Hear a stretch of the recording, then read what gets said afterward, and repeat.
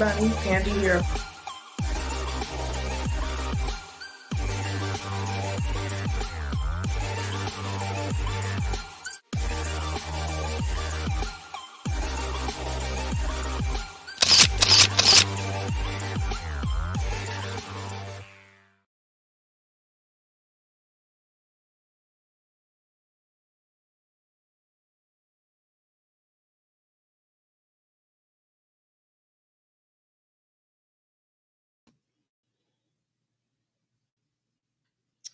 What up? What up, y'all? What up?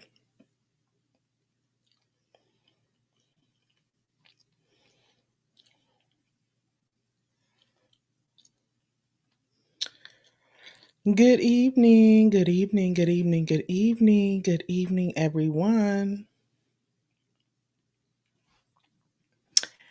How's everybody doing? Happy March 9th. And welcome to the reaction, recap, / review to the Netflix documentary on the Notorious B.I.G. I got a story to tell. I'm going to go ahead and go back behind my wonderful avatar as I give this recap and reactionary review. I am Pandi of Pandi's Hair Candy and More. If this is your first time stopping by my channel, welcome. If you are already chat family with me, welcome back. I appreciate you taking a moment to click on the video. This is going to be very short, very brief, very impromptu.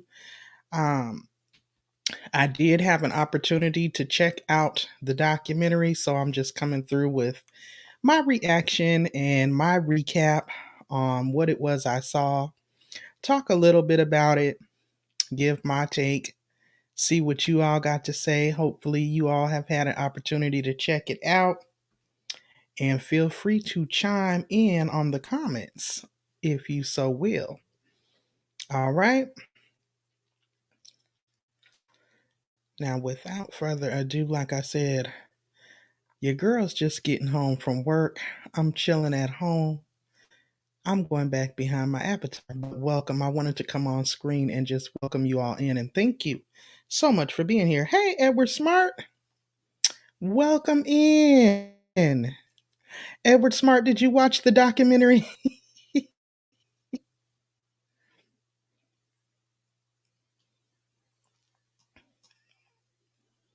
Edward Smart's like, no. Oh, is this the Biggie Smalls?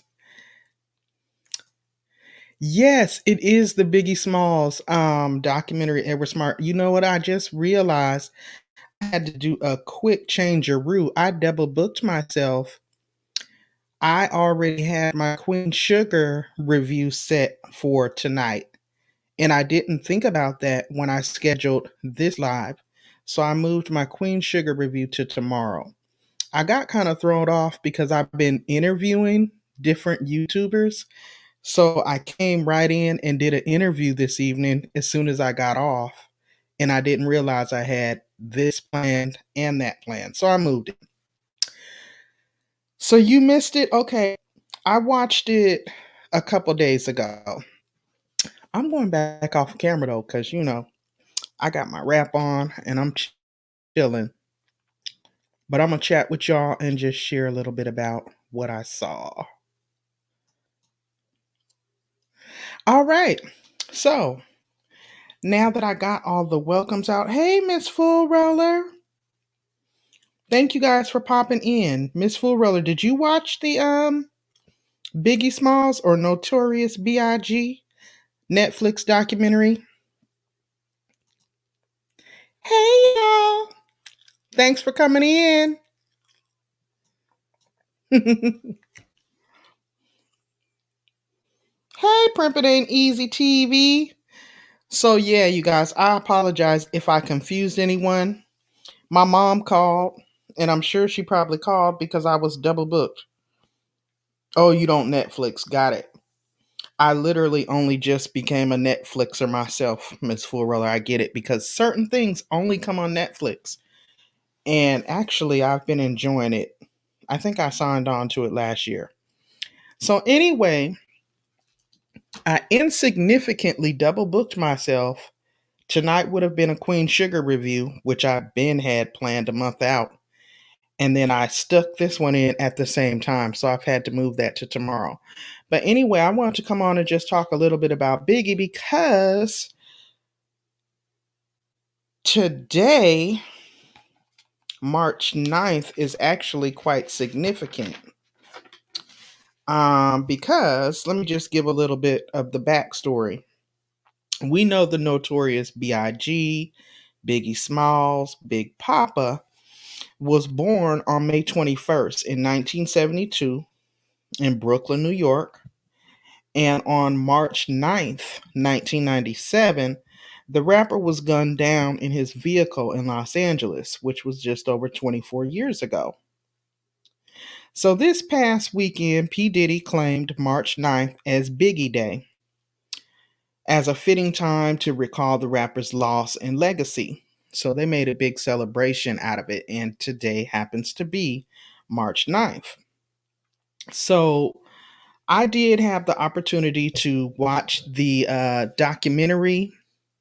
I thought it was really good. It was a lot of footage, a lot of clips that I had never seen before, but I wasn't like a die-hard Biggie fan to where I followed all his media engagement. So it may be stuff that has been out there. I just never seen it. So I thought it was really good. They went all the way back to his childhood, and they showed how he had many influences. Like in his neighborhood, there was a jazz musician who was really a heavy influence in Big's life. He would constantly visit his apartment, because his mother worked a lot. I believe she was a teacher.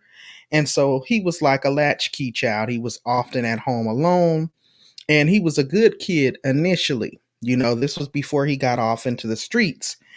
And initially, this particular neighbor, he felt that Big was someone that he could groom. And so he started mentoring him. And he was really mentoring him and grooming him to become a jazz musician. Now, ultimately, his mentoring actually helped him with tapping into his creativity and his melodic flows that we hear in a lot of the Biggie Smalls music. So it didn't quite pan out that he went into jazz, but he implemented a lot of his training and, all of the stuff that the guy imparted into him into his rap music. It was interesting to see that. Let's see what else. They also honed in the documentary on his Jamaican roots. Um, he would often, I think, I don't know about everybody else, but I often forgot that Big, had Jamaican roots. He would take trips back to Jamaica several times a year, and they actually showed his grandmother, who still was in Jamaica, and she spoke highly of him about how he was a very quiet and kind of somewhat introverted child, but that she always knew that he was gifted. So it was very interesting to see that. Let me see what else y'all saying in the chat. I am missing y'all's comments. Edward said he missed it.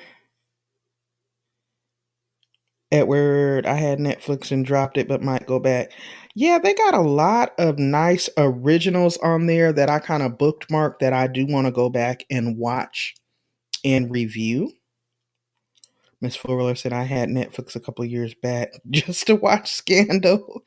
I never got into Scandal. I watched a few episodes. Wow, really, I would have never thought Biggie was influenced by jazz. Do you know who it was? You know what, Miss Four Roller? I was just now trying to go back and skim through it to get the guy's name. I don't have it, but I will try to find it and bring it back up later, or maybe add it to the description box of this once I get it all uploaded. Because the guy's an older gentleman, still living. Um, I guess he used to play like the local clubs there, and he really like mentored him as a child. They also showed where his father and mother, of course, they were never together. He said he never knew him. The mother came on and kind of gave her spin to that backstory on how, it was kind of like a one night thing. She went out with a friend and they kind of danced and hung out. She kind of started dating this guy. She ended up pregnant. And once she found out she was pregnant, she said that she shared, I want to say it was either a friend or a relative that told her, he's married. And he pretty much bounced from there. Like he just distanced himself. He didn't have no more contact with her, which was terrible. And unfortunately, that was it. I don't think Big said he never had any contact with the guy. He said he wouldn't know him if he walked past him on the street. So that was interesting. And then pretty much from there, the documentary was a lot of Junior Mafia footage. It was a lot of footage of them on the road at different concerts, different venues, performing a lot of Junior Mafia. They had like different cameos from a lot of those artists. Interestingly, of course, Puff Daddy was in it. Puffy, or P. Diddy, as he's known as now, Diddy. He spoke very highly on how gifted Big was, and his ability to just come in, record, and just perform. And it just, he explained him as this larger than life being who was extremely talented. Okay. It was interesting too to see how he went from being this little stoop kid where, how they are in Brooklyn, they would sit on the stoops. Well, his friend said his mom used to be on him. He could never go off the stoop. But because the mom's work schedule and he being left at home alone so much, he began to go run the streets. And I guess Fulton Street was notorious for drugs and prostitution and all types of hustling. And apparently that's where he got his feet wet with the lifestyle. He got out there and he got into hustling a little bit. And, the hustling started off small and they learned quickly that they could make fast money. And that's where it all began. Ultimately, they showed another guy who he used to run with that ended up getting killed on Fulton Street.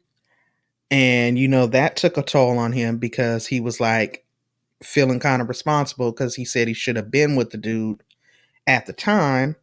And he pretty much said he never went back to Fulton Street after that. I think also after that loss is when he kind of met Puff Daddy. And, he was kind of dibbling and dabbling, just doing like local street battles at first on the rapping. It wasn't nothing he was really taking seriously.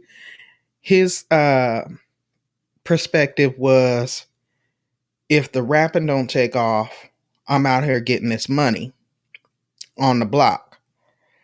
And so, he wasn't really taking it seriously. He was kind of dibbling and dabbling with both. And when he was introduced to Puff kind of gave him an ultimatum like, look, you got to make a choice. You got to either be in or out. And that's when he decided to go all in. Puff, of course, went to the mother, expressed that, he had his best interests in hand. And hi, Alec, welcome in. Thank you so much for being here. He kind of expressed, what it was, what his vision was for his future. And, reassured her that he planned to look out for him and try to help him take his music to the top. So that's when we really saw all the big music come out. And that was like what, the 90s, I believe. Um I guess I would have liked to have seen a little bit more. I would have liked to have seen Little Kim and her perspective in the documentary. They showed her image in some of the pictures and some of the video footage, but she was not featured as far as having any type of input in the documentary. They did show Faith Evans. She was there and she kind of spoke. I also thought it would have been nice to have heard from his first children's mother because they kind of mentioned her several times, but then she was never featured. Thank you, Edward, for sharing out. I appreciate that. I just think, when someone's gone, when you lose someone and then you have these type of documentaries, it would be nice to have a lot more perspective. But then it's also my understanding that this whole documentary, the whole title, I've Got a Story to Tell, is one of the guys that he grew up with telling, he's giving his recount on the story. You know what I'm saying? As far as what they all experienced coming up. And, like they all referred to him as Christopher. Apparently, when he first started rapping, when he was going around in the neighborhood doing street battles, he was known as MC Quest. He wasn't even known as Notorious B.I.G. It was also interesting to see, hey, Robert Gant, thank you for popping in. It was also interesting to see, y'all, that he ended up dropping the Biggie Smalls name and going by B.I.G., the Notorious B.I.G., because the original Biggie Smalls hit him with a lawsuit. I was like, ooh, how come I don't remember that? So that was interesting to see. Um, but I think overall it was definitely a good documentary. Like I said, it gave you just that much more insight on his childhood, his upbringing, his influences. I thought it was very instrumental, the jazz musician who was mentoring him as a teen, and how he was able to take that and kind of implement it into his craft. Even though the guy was hoping he would go into jazz, he ended up going into rap. um that was very interesting. The mother shared that she never once listened to any of his music. Hey, Marlene, welcome in. Thank you so much for popping in, y'all. She said that, he told, and she's a Jamaican mother, so she's like, he told me he had a job, so I believed him, and really all along he was going out hitting the block, straight hustling right around the corner from home, and she had no idea, because she was a single mother, working all the time. He's going, staying out a full work shift, and coming back with money, so he told her he had a job. I thought that was funny, because you do know that happens. And what else? Like I said, they showed not Little Kim, but Faith Evans. She spoke on him. The children, all of his children are grown. So I thought it would have been really good to have seen them in the documentary, kind of giving, their perspective on their father. You know what I'm saying? Like who he was as a man outside of the artistry, who he was as a father. That wasn't included. Uh Diddy's role was very small, although he did speak highly on him and I feel like it was very powerful. It was just very small.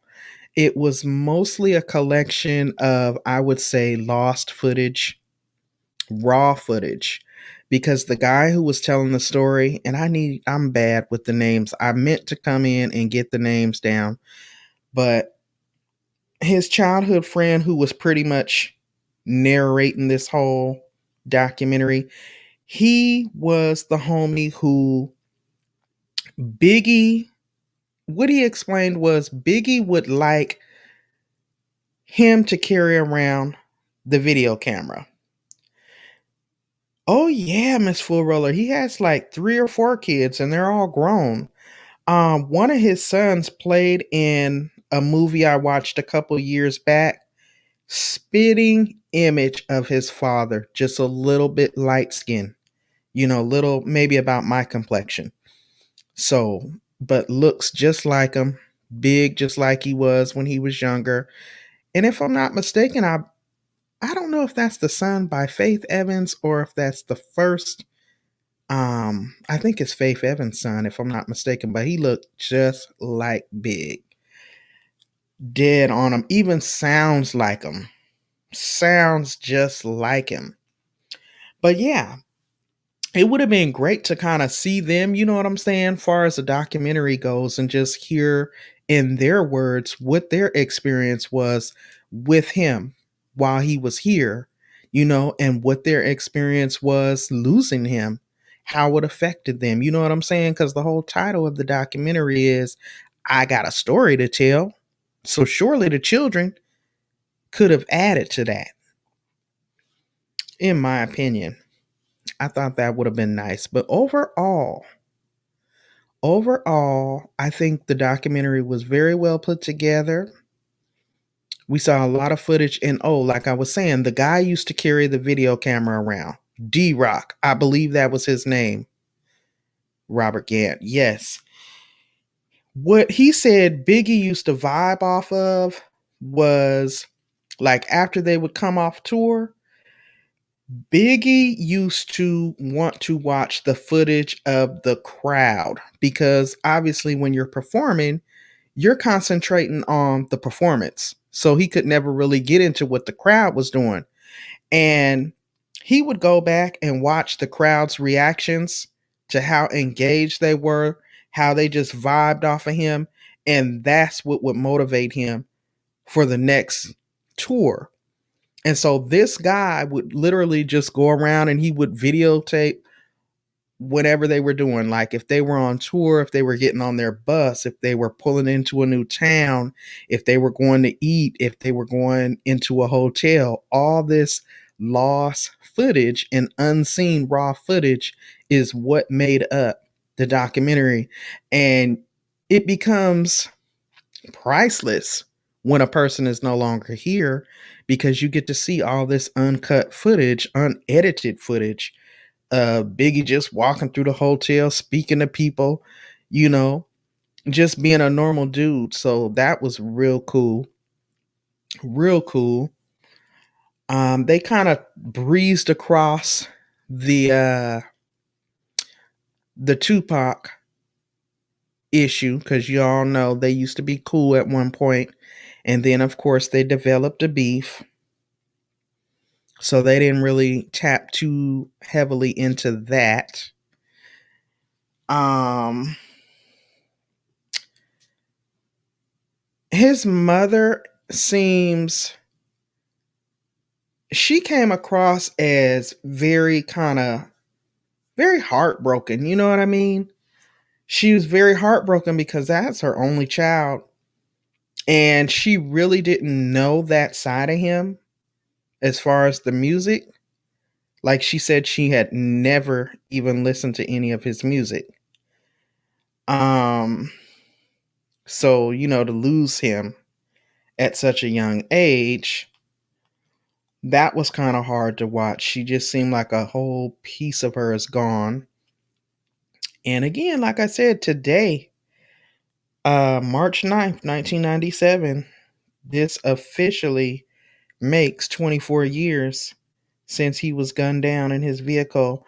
And what's so crazy is he was gunned down in his vehicle in Los Angeles, and they did highlight on that in the documentary, like he wanted to, for whatever reason, go back to California. And none of his close peoples was with that. They just didn't feel like it was right, because at the time, I believe that was around the time when he was having the beef with Tupac. Tupac, of course, was back in California with Death Row Records. And, it was a lot of gang violence going on at that time. It just was really hot for him to be making a huge transition like that. And so for his life to be tragically taken the way it was, and note, there was never an arrest made. No one was ever charged or captured with his death. Hey, Tanisha, welcome in. So it was just, it's a lot of unsolved issue. Right. Tupac had just died a couple months earlier. I remember that like it was yesterday. Everybody was tripping. And it was so touchy, because everybody in Tupac's camp felt like Biggie and his crew had something to do with that. And even though Big and everybody in his camp was like, no, it wasn't that deep for us. Of course not.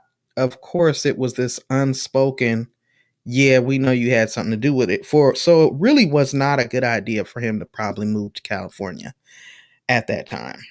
I'm just saying. But I feel like, as a child born in the 70s, as a young lady coming up in the 90s, and being an avid Tupac and an avid Biggie fan, it was really a sad time. I remember it like it was yesterday when both of them two artists were taken out. It was just like, wow, in such a violent way. You know what I'm saying? Because you think rap music, you look at the lyrics and what it is they rapping about, and for the most part, it's entertainment. You don't actually expect these folks to get killed. So that was just deep. That was deep. Robert Gant said Biggie wanted to go out to promote the album and show it was a beef with the West Coast. Oh, yeah, I think they kind of did mention that too. Robert Gant, did you see the documentary? Did you see the documentary, and what'd you think about it if you did? Because I'm going to watch it again. I actually thought it was really good, aside from those parts I would have liked to see. You know what I'm saying? I would have loved to hear from Lil Kim. I would have loved to hear from his children. I would have definitely liked to have heard more from Puff. Oh, you just followed up on it. Okay. I don't know. It would have even been good to kind of include some of his people from the West Coast that maybe was in on him moving to California, but it was mostly focused on, like I said, on his childhood, his upbringing, how he got into rap, um, where his influences started, how New York felt, and of course, when he came back, the whole motorcade going through New York, going over those bridges, going into Harlem, going into, where were they at? Brooklyn. Um, just all the people, they were hanging out of windows, they were on roofs, they was on fire escapes. I mean, you would have thought it was like dang president of the United States funeral or motorcade coming through. So he definitely had a lot of love in New York. He definitely had a lot of love, and they captured all of that in the documentary. Tragically taken too young. But overall, I would definitely recommend checking it out if you have Netflix. It is the Netflix original. I've got a story to tell. Let me just share some of the clips I got on it. And thank you for coming in, Robert Gant. You are so informed on the matter.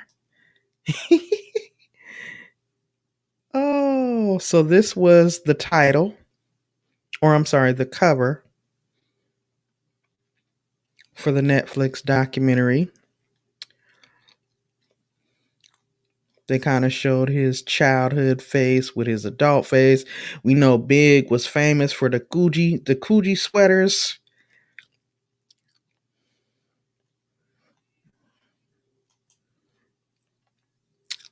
Big chilling as usual, dark shades, Tim's, Coogee sweater down, leather coat.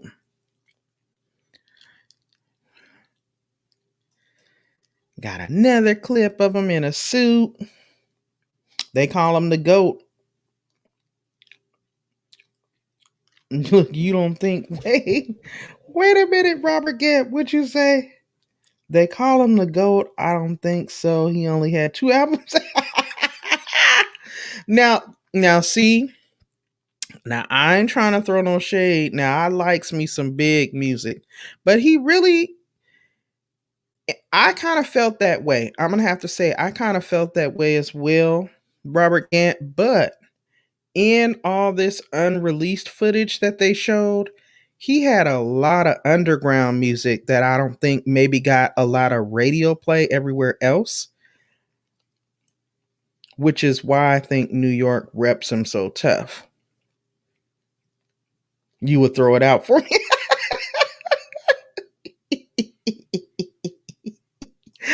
Oh my God. Robert Gant. Robert Gant. I do not listen. Listen. Robert Gant, do you see my face? I do not want the diehard Big fans to come thumbs down my video. I do not want them folks to come thumbs down my video. Okay? You listen to the underground me. Now, see, this is why I be hiding behind my avatar. Okay? But yeah, overall, y'all, that was pretty much my review and my recap. Thank you, guys. You want the smoke? Robert Gant, you got to have a channel. Robert Gant, you got to have a channel for the smoke. Oh, thank you, Marlene. Thank you. I've been sitting back here hiding. So yeah, I thoroughly enjoyed the documentary. I thought it was really nicely put together, minus a few things that could have been tweaked here and there, a little bit more info. But overall, it was cool.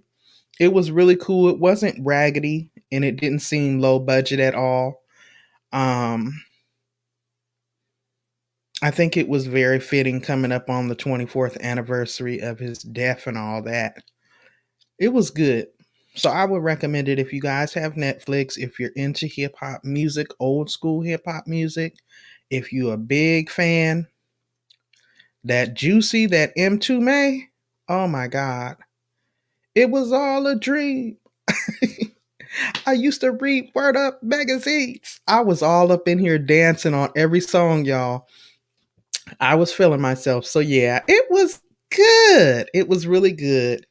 So that was pretty much it for that, you guys. Um, anyone have any questions for me before I get out of here? I am going to come back on tomorrow evening with my Queen Sugar recap and review because I double booked. It was supposed to come on tonight, but I also have this one booked and I already postponed this one, so I wanted to get it out. So let me go to the chat and see if you guys have any questions for me. If not, I'm going to go ahead and close it on up. You going to watch it now? Okay, go watch it now, Robert Gant. So the next time we can chat it because I'm loving your engagement. I'm loving your engagement. Talking about you will throw it for me.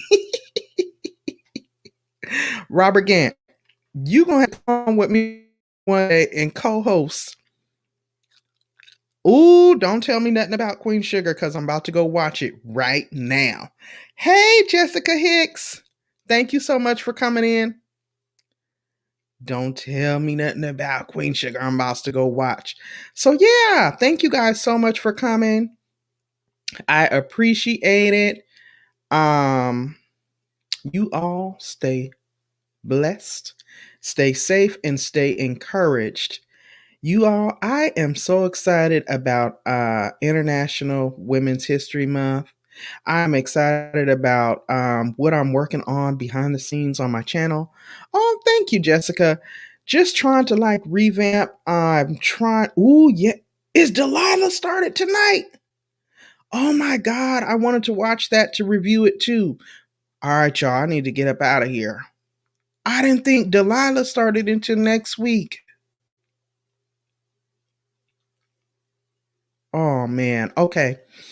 So anyway, yeah, guys, I've got some interviews coming up. I've got some collabs coming up. I'm gonna continue with these reviews because I love doing them. I got some more wig reviews. I'm gonna start getting back into my natural hair reviews because my natural hair is here. And it just dawned on me that I didn't do my January or my February Cocoa Cheek box. I got the products, but I didn't review them, so I have those to get out. You watch everything, me too, Robert Gant. Especially when it's black folks. I'm sorry, and I'm not being biased, but I'm proud to be black. So when I see people on TV that look like me, I gets all the way into it. I do, I do, I do. So yeah. Um I completely slept on the Meghan Markle and Prince Harry interview. So I'm going to catch the recap, and I know it's late, but I'm going to come on and talk about that as well.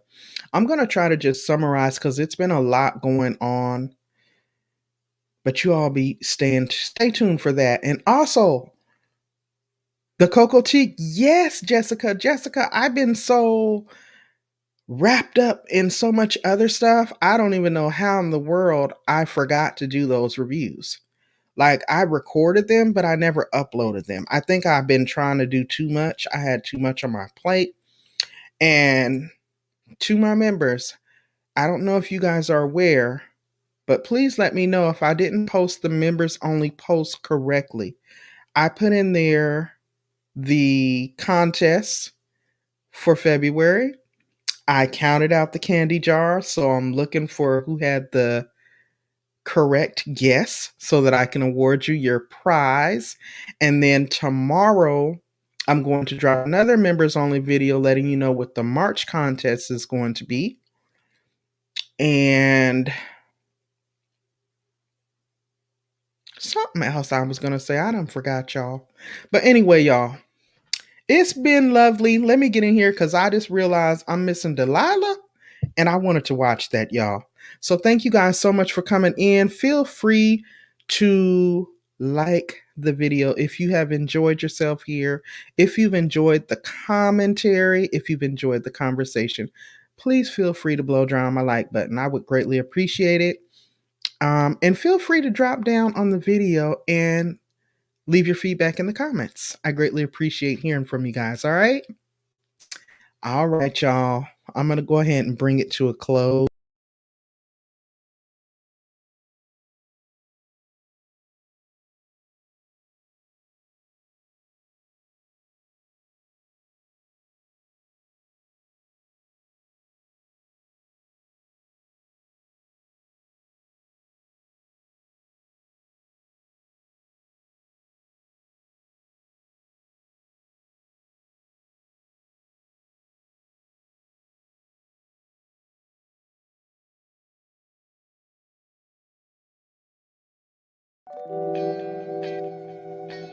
Thank you all so much for coming through and kicking it with your girl. I hope that you guys enjoyed yourself. And if you have not already, don't forget to blow dry on my like button. And if you have not subscribed to the channel, What are you waiting for? It is free 99 after all. Make sure you double tap on that notification bell so that you are notified each and every time I go live over here and when new content is added to the channel. Until next time, stay safe, everybody. Stay encouraged. And I will see you all in the next one. Bye-bye.